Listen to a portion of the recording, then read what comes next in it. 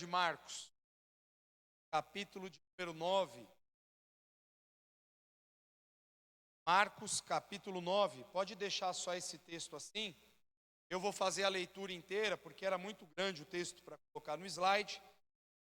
A frase principal, o versículo principal da nossa mensagem é esse aqui.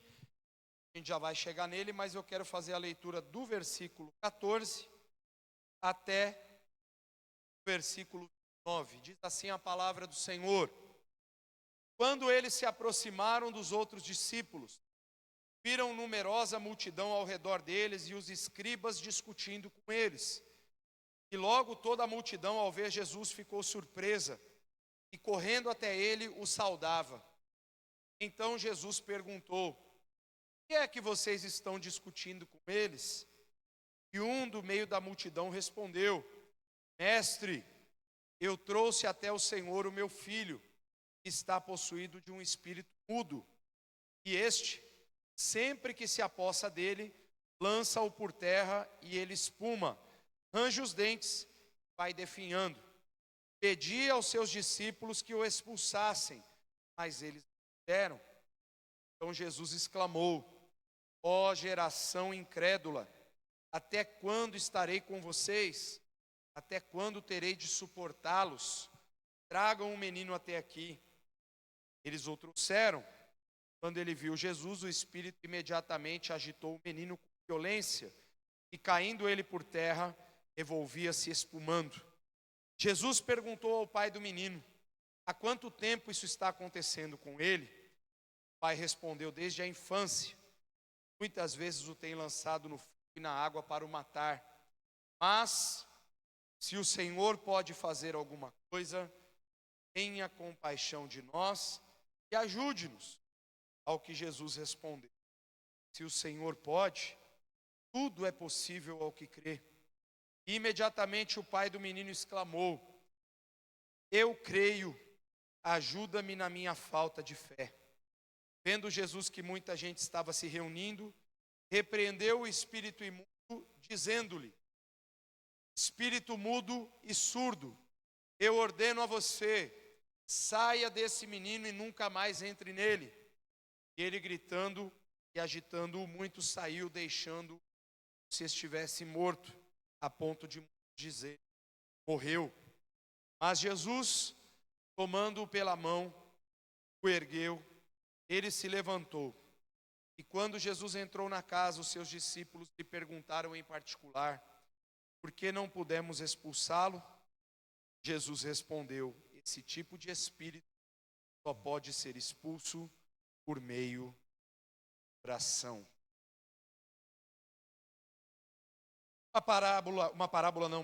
Uma passagem conhecida, contexto de Marcos capítulo 9, nos remete a uma experiência extraordinária que Pedro, Tiago e João tinham vivido com o Senhor no Monte da Transfiguração. E é interessante que, diante de muitas experiências grandes, espirituais, que vivemos diante do Senhor, normalmente na sequência nós somos levados a períodos de experiências sobrenaturais, confrontos, lutas espirituais, e ali não foi diferente. Jesus e os 3 discípulos chegam ali novamente aonde estavam os 9, com as multidões. Então Jesus vê, o pessoal costuma dizer, Jesus vê o circo pegando fogo. Tinha fogo no parquinho. Os discípulos não conseguiam resolver o problema. E então, todo o texto que nós lemos ali, 14 a 29, vão trazer texto geral para a gente poder pensar. E aqui, hoje a temática, dentro do ano de transbordar, a temática desse domingo é falarmos sobre compaixão. E o tema da mensagem dessa manhã é a compaixão que transforma. Às vezes, nós estamos tão preocupados, e nas lições das escolas bíblicas, principalmente porque tem tratado das parábolas, e às vezes em algumas ministrações, tem sido trabalhado muito a ideia da importância da compaixão que Jesus ele demonstrava pelo pecador, pelo perdido que precisava ser restaurado, resgatado. E aqui é interessante porque quando a gente faz uma primeira leitura, dá-nos a sensação de que nós estamos lidando apenas com o processo de libertação. E não está errado pensar nisso. Tinha ali um menino endemoniado e aquele menino precisava ser liberto. E o que de fato motivou a ida daquele pai com o seu filho buscar a ajuda de Jesus era a possessão demoníaca do seu filho. Não tem nada de errado com o texto, está certinho. O ponto que nós queremos trabalhar não é o que levou aquele pai até Jesus, mas é o que Jesus fez por aquele pai, por aquele menino, e a lição de compaixão que ele demonstrou na prática, não só com aquela família, mas com o aprendizado que nós podemos ter com relação a esse assunto. E eu quero dizer para você, compartilhei aqui no slide, tem uma frase muito interessante do Gary Chapman, que ele diz: a compaixão é o amor em ação, é o que transforma as boas intenções em diferença real na vida das pessoas.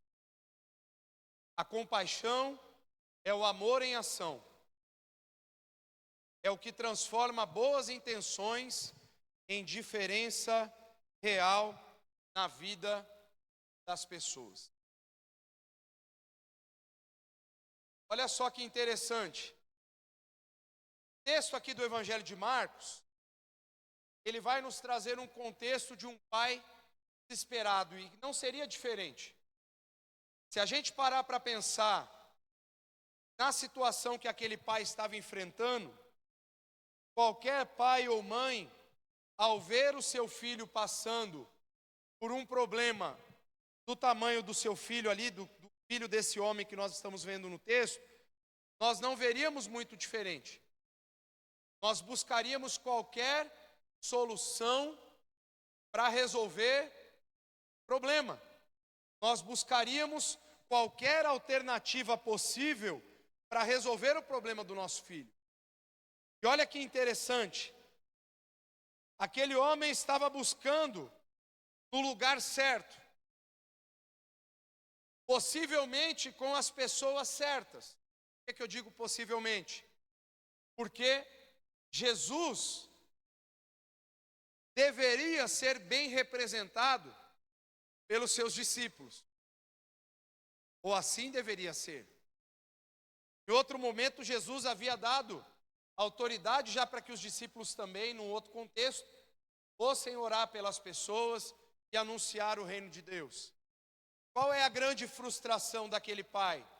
Eu fui no lugar certo, porém essas pessoas não estão conseguindo resolver meu problema. E aí eu faço uma pergunta para você. Você não precisa me responder, mas refletir aí no seu coração. O que você faria para resolver algo aparentemente sem solução no seu contexto familiar?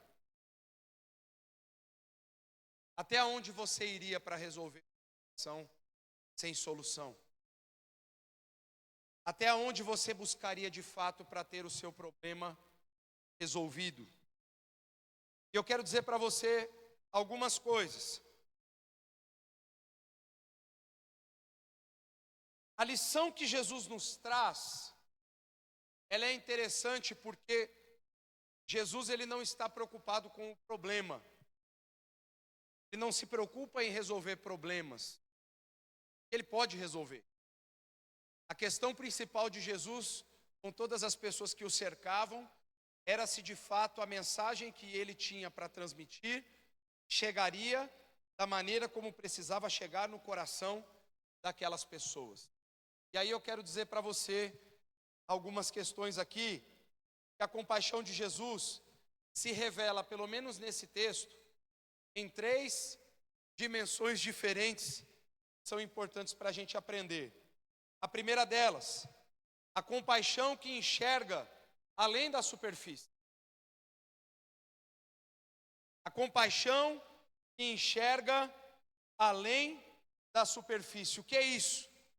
Vamos para o versículo 17 e 18 do Evangelho de Marcos, capítulo 9. Mestre, eu trouxe até o Senhor o meu filho, que está possuído de um espírito mudo. Pedi aos seus discípulos que o expulsassem, mas eles não puderam. O pai trouxe aqui uma situação prática, te trouxe um problema e os seus discípulos resolveram esse problema. Aí de repente alguém podia pensar que Jesus aqui já podia falar, então tá bom, vem aqui, deixa eu resolver. Espírito, sai dele e acabou. Problema resolvido, chama o próximo da fila. Isso não seria compaixão, isso aí seria talvez uma resolução prática de um problema, que é o que a gente está acostumado a fazer no dia a dia. Nós enfrentamos problemas e o que a gente procura fazer? Resolver. Problema chega, problema resolve. Agora, por que eu digo que a compaixão de Jesus, ela foi além do superficial? Se você vai para o texto, e aí nós vamos fazer aqui um breve retorno, de Marcos 9, o que Jesus ele começa a fazer? Jesus faz uma pergunta para aquele homem. Não só para ele, primeiramente ele pergunta para a multidão, e aí o pai responde. E aí Jesus ele começa a tornar pessoal a situação. A multidão estava discutindo com os discípulos, não resolverem o problema daquele pai. Jesus faz então uma pergunta, e aí aquele pai agora se mostra. Se você parar para pensar, podemos fazer um paralelo, guardadas as proporções, quando Jesus faz uma pergunta no meio da multidão, quem foi que me tocou? E aquela mulher então se revela dizendo que tinha sido ela. Esse homem aqui, ele não pergunta assim, de quem que é o problema que eu tenho para resolver, mas ele fala, sobre o que vocês estão discutindo? Aí aquele pai aparece e fala, eu trouxe até o Senhor o meu filho. Aí ele começa a dizer. E aí então Jesus começa a repreender, sim, a incredulidade dos seus discípulos, mas é interessante que Jesus ele não trabalha de maneira genérica, ele trabalha de uma maneira pessoal. Ele vai e pergunta para aquele pai, há quanto tempo isso aconteceu? Quanto tempo faz que isso está acontecendo com você? E alguém vai dizer assim, por que Jesus teria que perguntar isso? Aí eu diria para você, pela simples razão de que, às vezes, para a gente ver um problema ser totalmente superado, clareza, está acontecendo, especialista, trazer tudo à realidade, possa nos libertar. E aquele pai vai contando, desde a infância.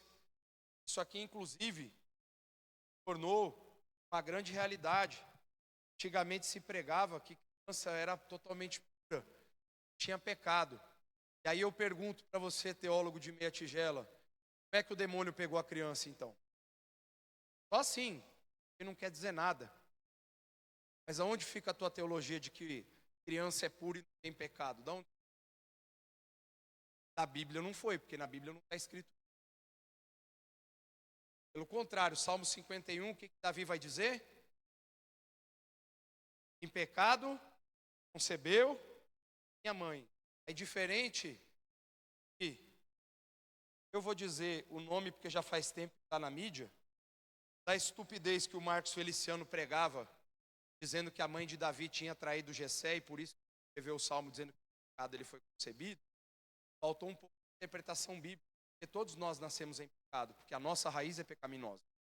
Só isso, só isso. Ele afirmava que Davi escreveu isso e por isso que Jessé não chamou ele quando Samuel foi apresentar todos os filhos.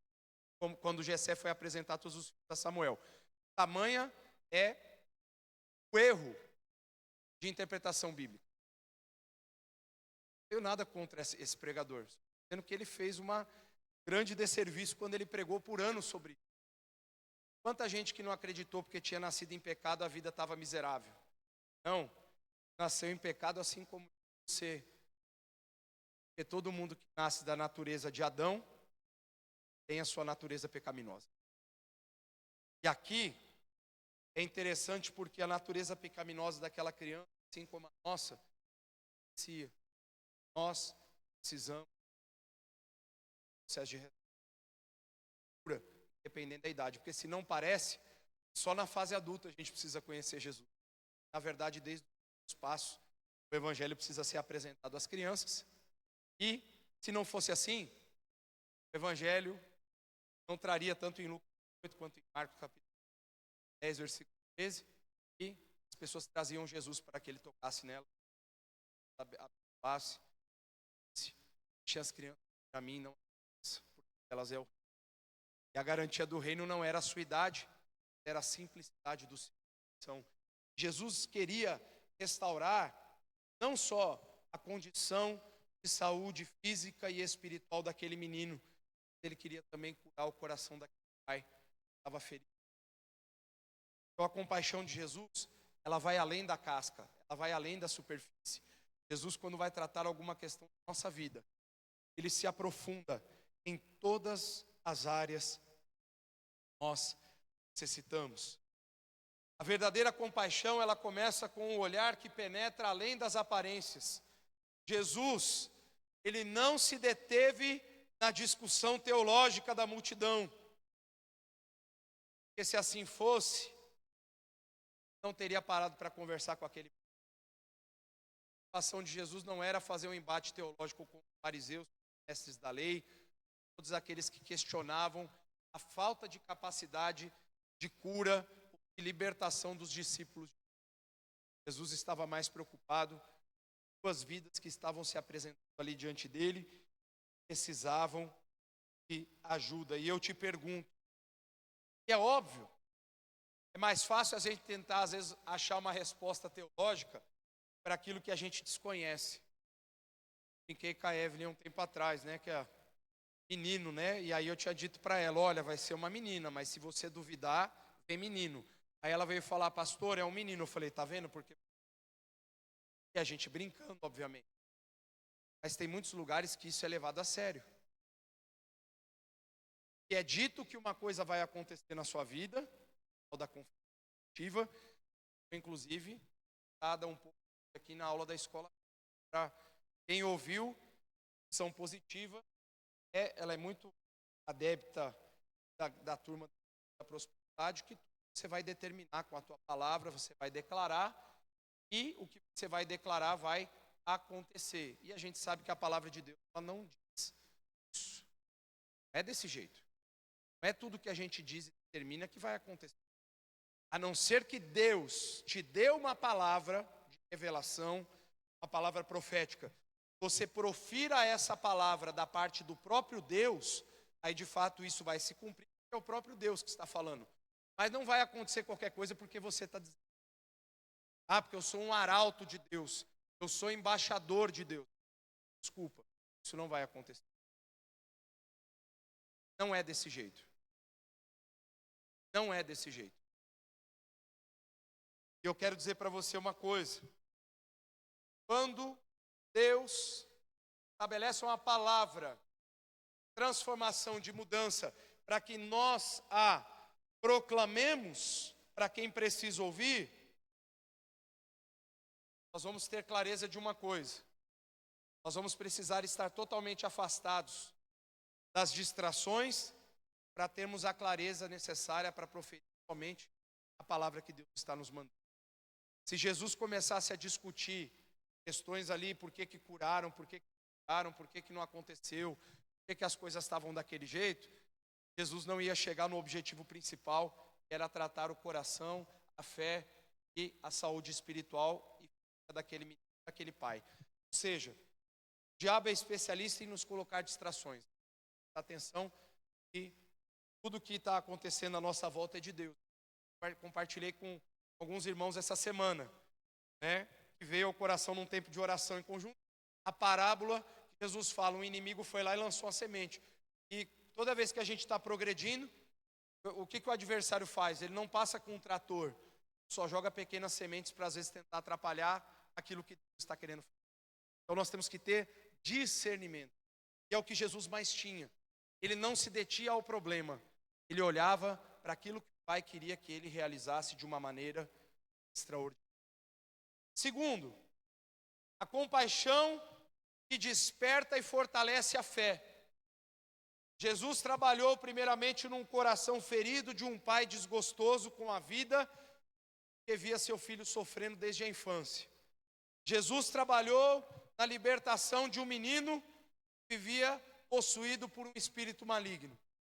Só que além disso, como eu disse, toda a cura de Jesus, ela tinha um propósito muito maior. A compaixão de Jesus, ela sempre visava alcançar a restauração da alma de alguém que estava perdido, distante da mensagem do reino. E aqui olha que interessante. Versículos 22 e 23 agora do Evangelho de Marcos, capítulo 9. Está aqui na tela para você acompanhar.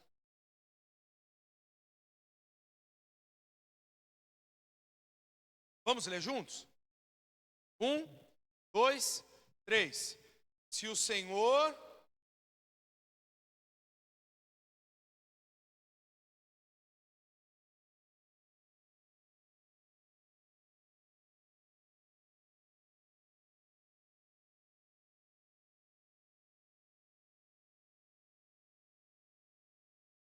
Olha que interessante.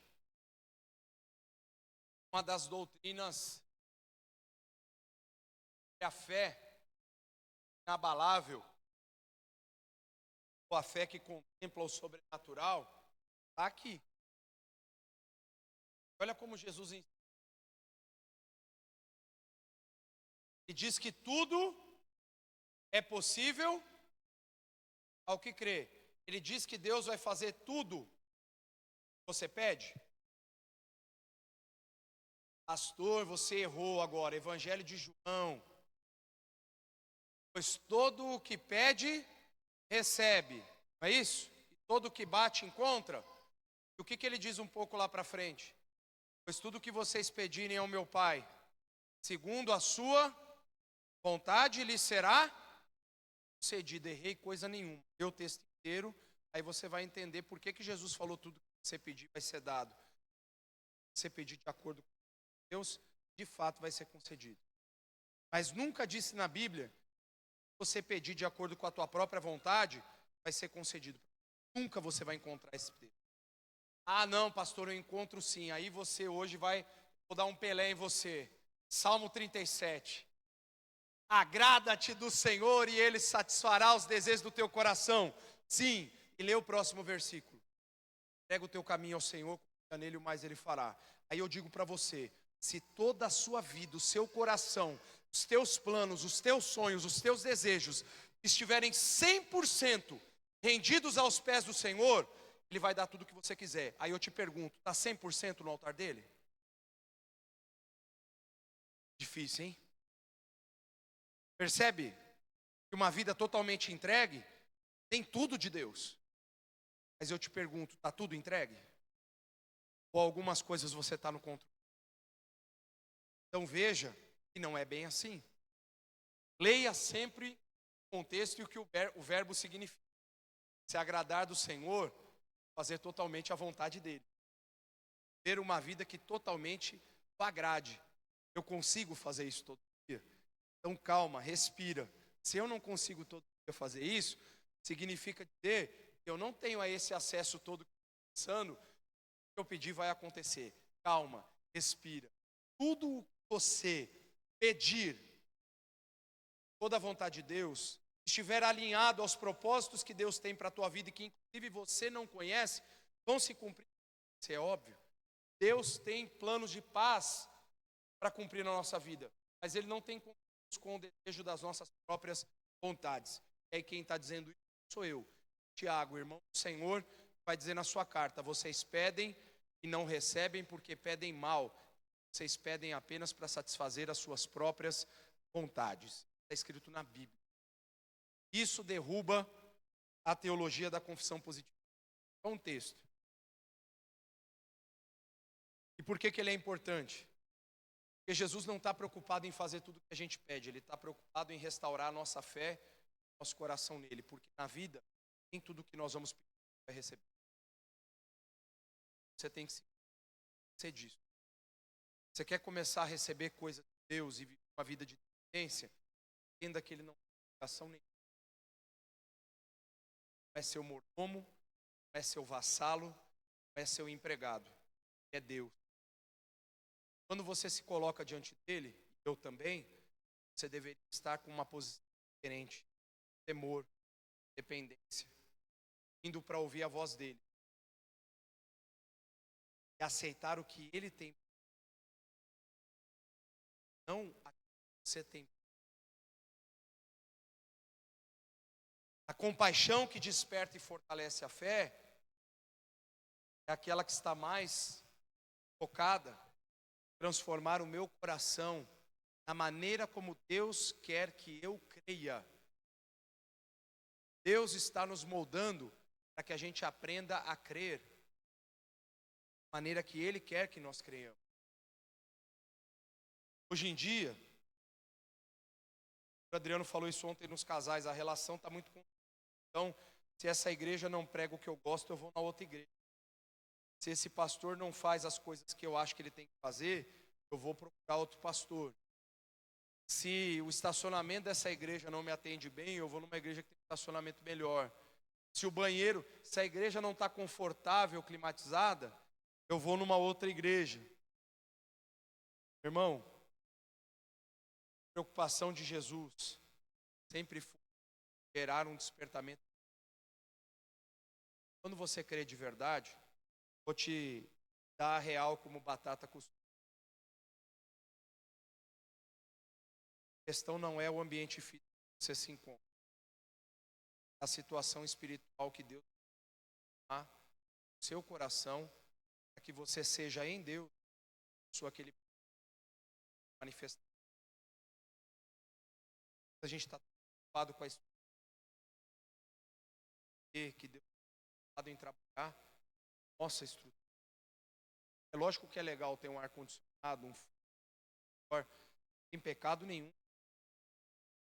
A maior preocupação nossa seja nos tornarmos as pessoas de fé que Deus quer que nós. Sabe qual foi o problema dos discípulos?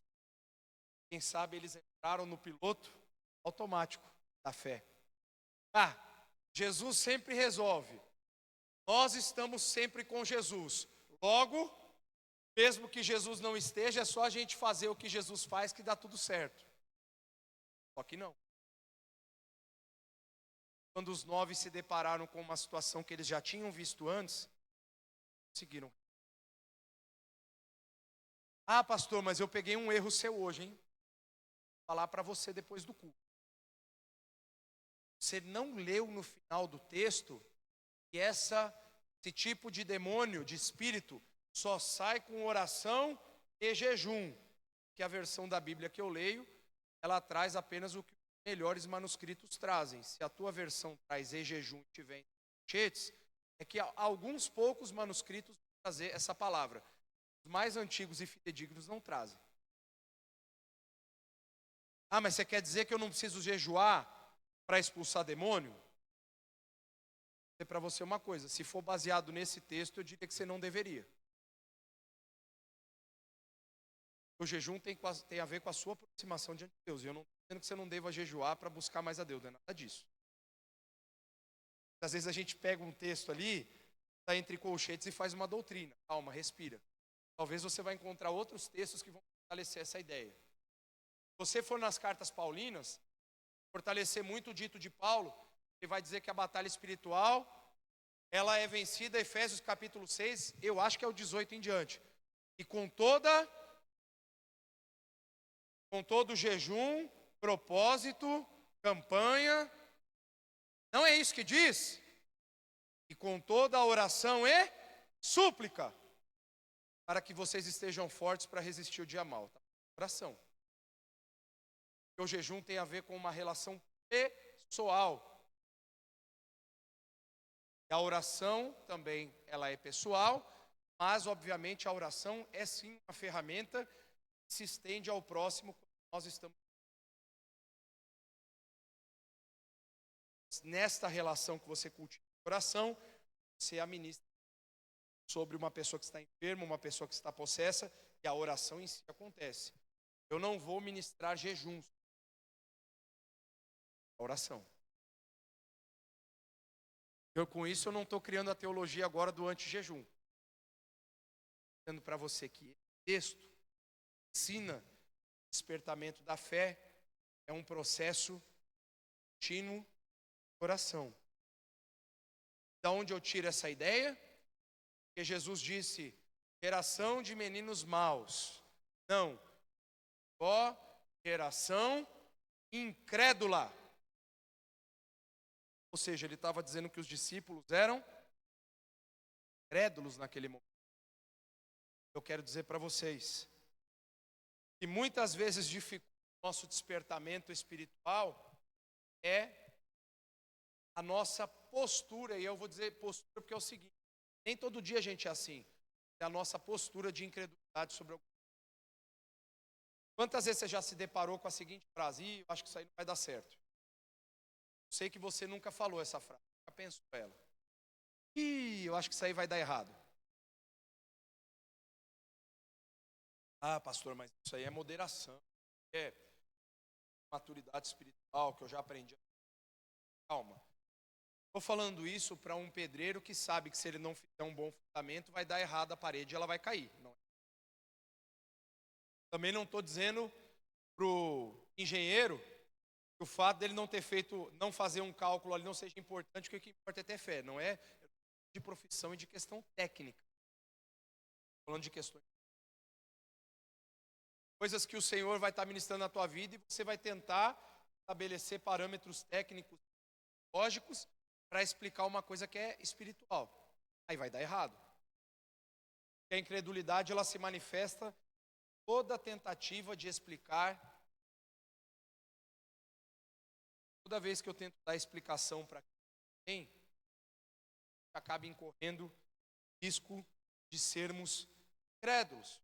A compaixão de Jesus não apenas alivia o sofrimento físico, mas também fortalece a fé fragilizada. Aqui eu achei muito interessante, eu vou dizer para você. Jesus não exige uma fé perfeita como pré-requisito para recebimento de uma cura ou de um milagre. Jesus espera somente. O que Jesus disse? Se vocês tiverem fé, grão de mostarda, vocês vão poder dizer este monte, move-te daqui para lá. Jesus não falou, para vocês moverem montanhas, vocês precisam ser as pessoas com maior fé na face da terra. Eu diria para vocês que as pessoas que demonstraram grande fé na Bíblia, que chamaram a atenção de Jesus, de repente eram pessoas que estavam com a mínima expectativa e a mínima esperança de resolução.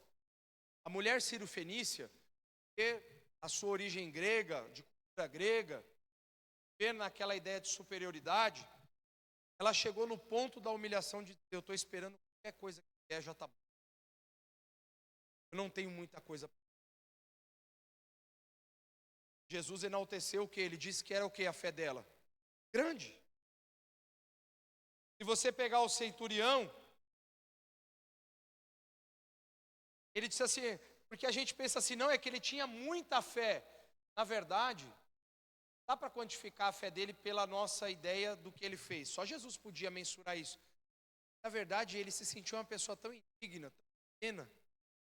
Para ele, o fato de Jesus estar dentro da casa dele, da residência dele, da estrutura dele não era digno de.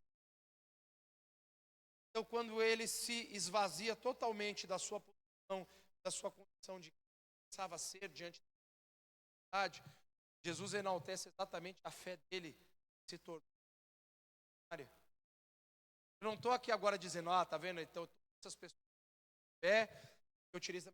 Não, eu só estou dizendo, quantas vezes eu e você chegamos só com um fio de fé, uma situação que parece que não tinha solução mais.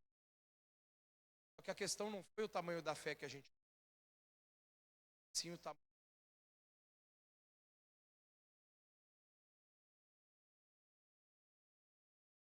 Às vezes a gente pensa que a nossa fé está tão grande, que Deus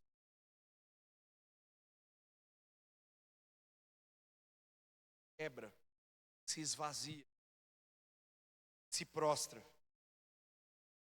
Falou a Deus, eu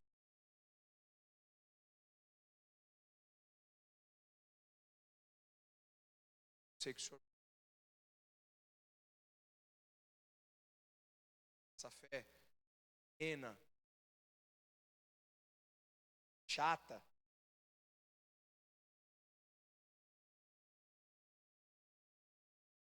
com esse homem.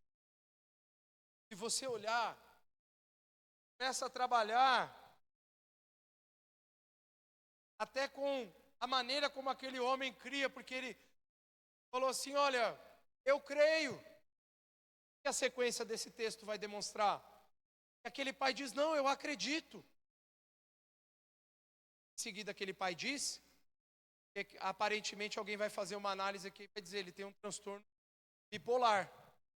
Diz, eu creio, mas me ajuda a vencer a incredulidade. Aí quem olha de fora diz assim, peraí, uma hora esse cara fala que acredita, na sequência está dizendo que não acredita.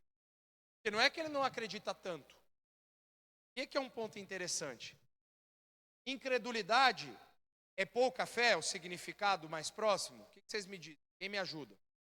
Quando a gente diz que alguém é incrédulo, quando a gente diz que alguém é ateu, o que essa palavra diz?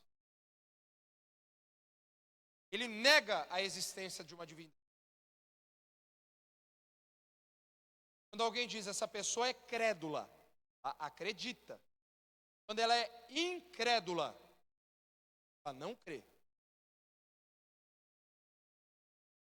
Como que então Jesus está trabalhando com a fé de um homem que diz, eu acredito, mas me ajuda porque preciso vencer o fato de que eu não acredito? Uma pergunta interessante para nós. Então Jesus responde ao incrédulo. Quem de nós não tem vários lapsos de verdade? Quem de nós aqui já não esteve esse pai? Talvez não no mesmo contexto, mas na mesma condição, incrédulo. Tirando eu, alguém aqui já passou por isso? Passei algumas vezes. Você nunca passou, irmã Aurelisa? Já passou também? Nossa, irmã, nós vamos orar por você no final. Para Jesus tornar a irmã mais crente. É eu e a irmã daí. Vou chamar os irmãos para orar por mim e por você. Muitas vezes a gente já não se posiciona de maneira incrédula. E aqui eu quero trazer um elemento importante, chamar de uma chave, porque você vai achar isso aqui perigoso. Dá para ser. Meu irmão, se Deus fosse a única exclusivamente com a minha fé e com a sua, se depender de nós, metade da população já tinha sido morta, fulminada. A maior parte dos governantes já teriam sido queimados vivos. E o mundo inteiro seria julgado com a maior justiça do mundo, tirando a gente. E a nossa fé normalmente ela é assim. Eu vou falar a minha e da irmã Aurelisa, tá? Para ninguém. A irmã Aurelisa é legal, ela não fica chateada. Mas normalmente é assim. Irmão, se Deus fosse depender da minha fé, estava destruído. Porque a nossa fé ela é muito. Pedro disse: Tu és o Cristo, Filho do Deus vivo. Pedro disse em seguida: Você não vai morrer. E Jesus disse para ele: deixa eu ficar mais bonito. Pedro disse: Tu és o Cristo, Filho. Disse para ele: Não foi carne ou sangue que te revelou isso, mas Pedro era o vaso. Pedro ouviu, recebeu e ele era o cara agora. Pedro tinha a mensagem. Alguns instantes depois, Pedro disse: Tu não vais morrer. E Jesus disse para ele: Para trás de mim. Inventei isso aí, está lá. Ele vai ler. Está nessa sequência, inclusive. A gente varia muito. Eu não estou com isso para você como uma condenação agora. Estou dizendo para você que essa é a nossa triste realidade. Como era desse pai. Como que diz que esse pai acreditou? Porque senão ele não ia até Jesus, primeiro. Ele foi lá. Mas ele acreditou então no desespero. Quem de nós aqui nunca chegou com uma fé desesperada em Deus? Para pedir algo? Que a gente tem a tendência a se sentir melhor que os outros. Eu não era assim, eu cheguei. Eu era quase uma pessoa que Deus estava me aplaudindo. Está escrito na lição de hoje, né? Fariseu, lá orando. Estava quase falando para Deus fazer uma carta de decoração, de tão bom que ele era. Somos miseráveis pecadores que somos alvos da sua graça. Ou seja, a preocupação de Jesus não é com o tamanho da fé, mas com a autenticidade. Nossa fé não precisa ser grande. É verdade. Deus não está em... Peçam que é grandioso. Que vive. Ela seja. E essa fé cresce. Não tem problema com aquilo que ela. Nós estamos em processo constante. Nossa compaixão pelos outros deve criar espaços onde as pessoas elas possam ser autênticas sobre as suas lutas. Ou seja, quando você está dividindo a sua fé com as pessoas, não pregue a perfeição da vida cristã. Você, inclusive, nunca... Essa pregação ela é fraca, ela é pequena, mentirosa. Quantas pessoas se afastam da fé, seguem falsos pregadores que pregam somente uma vida perfeita, ausente de problemas, se resolve. Esses camaradas incluem nome falso nos hospitais para nunca ser comprovado que eles só curam as pessoas. O pastor Adriano chegou para mim: E aí, você está se colocando no portão hoje? É que eu estou gravado do mau jeito. Eu estou chegando meio assim. Pensou que eu estava até encarando ele, que eu estava chegando assim. Eu falei: Não é que está travado mesmo, doendo. A gente fica doente. A gente passa por... A gente é ser humano. Tem dia que você vai crer bastante até sobre o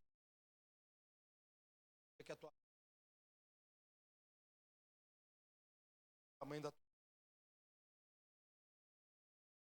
O autêntico é aquele que está disposto a aprender.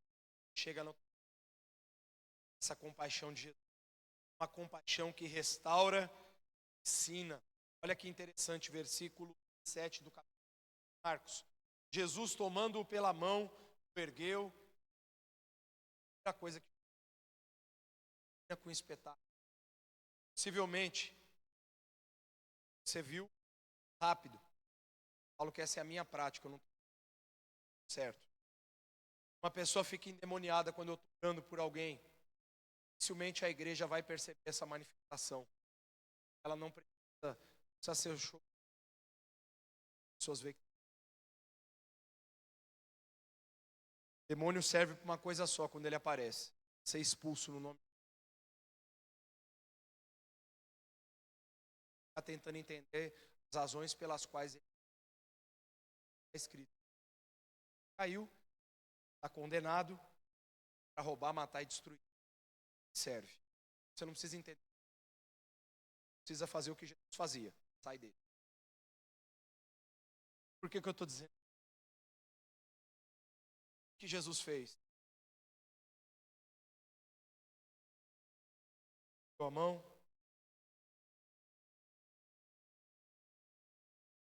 Motivo da compaixão de Jesus. Ação e ensino. Esse ensino, ele foi somente para a fé daquele pai? Não, eu vou dizer para você quem eram maiores alvos desse ensinamento de fé de Jesus. Quem acertar vai ganhar um pão na semana que vem. Quem? Ó, foram 10 pessoas que falaram, ou seja, eu vou arrumar 10 irmãos agora para dar o pão. Eu não tenho culpa, eu perguntei, vocês viram que eu nem falei, é tantas pessoas. Quem falou os discípulos? Levanta a mão, se mentir não vai para o céu. Ó, fica com a mão levantada aí, ó. Giovano, Marciano, a Letícia, Léo, quem mais levantou a mão? Só eles? Ah, minha mãe. Falou, mãe, mesmo? Ah, eu dou para minha mãe o pão, vai. Tá bom, eu dou um pão. Ó, então, vamos lá. O Renato vai dar um pão para o Marciano, porque já está perto aí. O Maurício vai dar um pão para a Letícia. Deixa eu ver aqui. O Ivone Mogenor vai dar um pão para a Giovana. Quem mais que levantou, gente? Eu tô com a memória ruim. O Léo. O Edilson está perto ali, vai dar um pão para o Léo, um pão missionário. Pronto. Está resolvido. Eu já vendi 4 pães missionários. Os irmãos que respondem certas perguntas. O maior alvo de Jesus eram os 9. Só os 9? Vai, vamos aumentar a conta. Tiago e João. 12. Sabe por que o maior alvo da lição eram os 12? Uma frase simples que Jesus falou. É quando eu vou estar com vocês. Vai chegar uma hora, vou subir. Vocês vão ter que dar sequência aqui. Vocês vão ter que ver muito direitinho como que precisam ser as coisas. É quanto que eu vou suportar aqui? É igual algumas pessoas. Nossa, eu não suporto essa pessoa. O verbo suportar aqui no original, colocar. Jesus estava falando, até quando que eu vou suportar vocês? Vocês já tinham que estar levando outras pessoas nos ombros de vocês para ajudar. Eu ainda estou tendo que carregar vocês. O alvo dessa lição maior eram seus discípulos. É muito interessante que quando a gente vai para as páginas de Atos, ascende aos céus, a gente vê muitas experiências onde pessoas eram curadas, certas, transformadas. E aí quem estava fazendo muito bem a lição de casa? Discípulos. E agora o Senhor não estava mais fisicamente eles contavam com a ação do Espírito Santo. Os encheu de poder, esse poder se manifestou. Apóstolos, discípulos, onde eles iam, a mensagem do Evangelho, o amor de Deus era pregado, pessoas eram transformadas. A compaixão de Jesus culmina numa ação decisiva. Ele não apenas expulsa o demônio, mas também restaura o menino que parecia morto aos olhos das pessoas. O fato de Jesus tomar o menino pela mão e o erguer, ele tem uma simbologia. Quando Jesus restaura uma pessoa, o chão daquele caído, essa palavra erguer, ela está muito ligada lá em João capítulo 1, que Jesus fala, eu sou a videira, meu pai é o agricultor. Fala de poda, o verbo original é erguer, levantar, manter firme, manter bem amarrado para crescer firme. Quando Jesus ergue esse menino, quando ele estende as mãos, ele está dando uma ideia muito parecida de restaurar a uma condição que aquele menino sozinho, um ser humano caído, sem Jesus, sem a graça de Deus, ele vive caído, prostrado, escravizado pelo O nome de Jesus é confessado pela boca de uma pessoa, essa pessoa recebe, essa pessoa vive essa experiência. Quero dizer uma coisa para você. Deus estende a mão, ergue. Ó, a condição que você vive pela minha graça é prostrado no sentido de vencido. Restaurar. A maneira como Jesus restaura as pessoas é para promover uma condição de restauração, vida pela graça de Deus. Jesus nos ensina que a compaixão eficaz está enraizada na dependência de Deus através da oração. É que a gente está mais próximo de Deus, nosso coração se dobra. Aqui eu não vou definir tempo, porque eu acho que isso aqui é difícil. Sei que tanto tempo de oração significa mais ou menos. Eu diria para você que o que vai definir a qualidade da comunhão, desfruta com o Senhor, é a capacidade de ação que você tem. Você está. Seu caminhar, decisões, as palavras.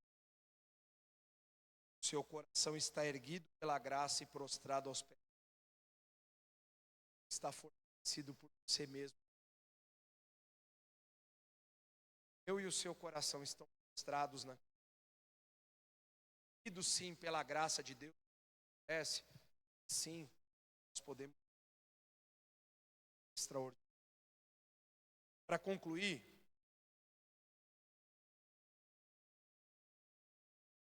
que nós possamos como igreja ser conhecidos não apenas por nossas doutrinas corretas, mas por nossa compaixão transformadora, uma compaixão que reflete o coração do próprio Senhor.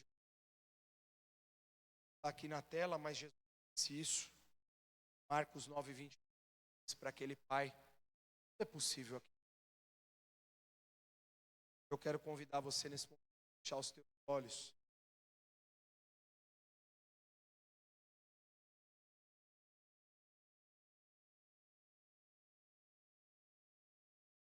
Você importa o tamanho do você precisa. Naquela parábola, se prostrou aos pés de Jesus e clamou a Ele, confiando sua dependência ao Senhor. Esse é aquele pai que tu. Não sei qual é a situação que você tem. Deus, qual é a luta que você está em. Não conheço mais profundo o coração. Mas eu quero fazer um desafio para você nessa manhã. Ficar tudo em pé. Eu quero convidar você.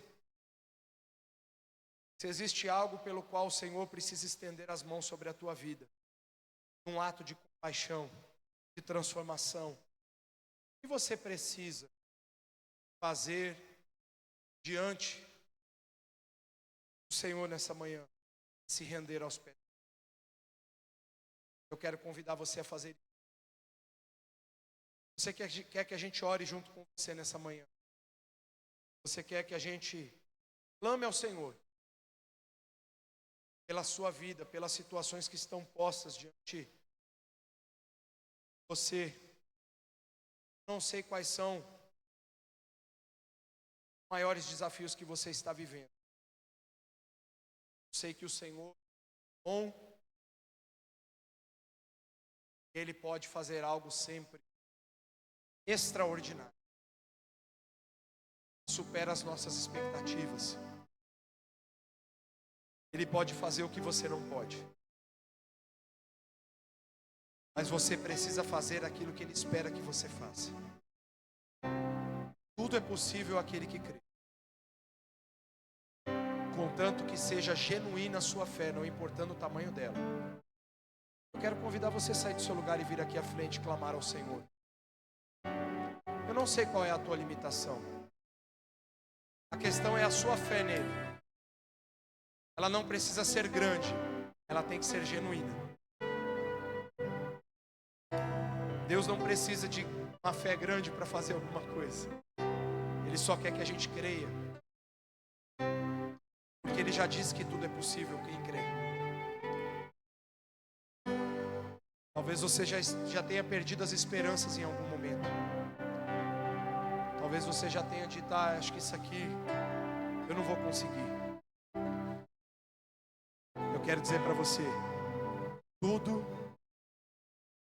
é possível ao que crê. Jesus disse isso. Tudo é possível.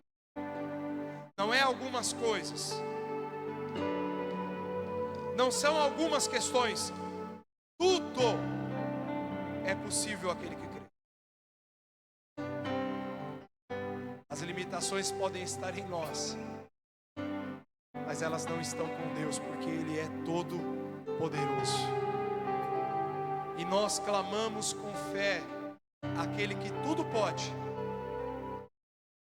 Quem sabe hoje é o dia da manifestação da compaixão do nosso Deus sobre nós, sobre a minha vida e a sua vida, sobre aquilo que Deus quer derramar sobre o meu coração, sobre o teu coração. Eu não sei o que você precisa apresentar diante dele. Você e Deus sabem. Nós vamos orar nesse momento. E eu creio que Deus vai agir com graça nessa manhã. Estender as mãos sobre todo aquele que busca.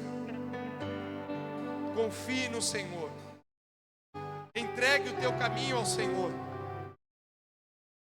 Deixa Ele conduzir todas as coisas. Clame a Ele. Peça a Ele nessa manhã. Nós vamos orar em nome de Jesus. Meus pastores que nos ajudem. Vamos estar orando nesse momento.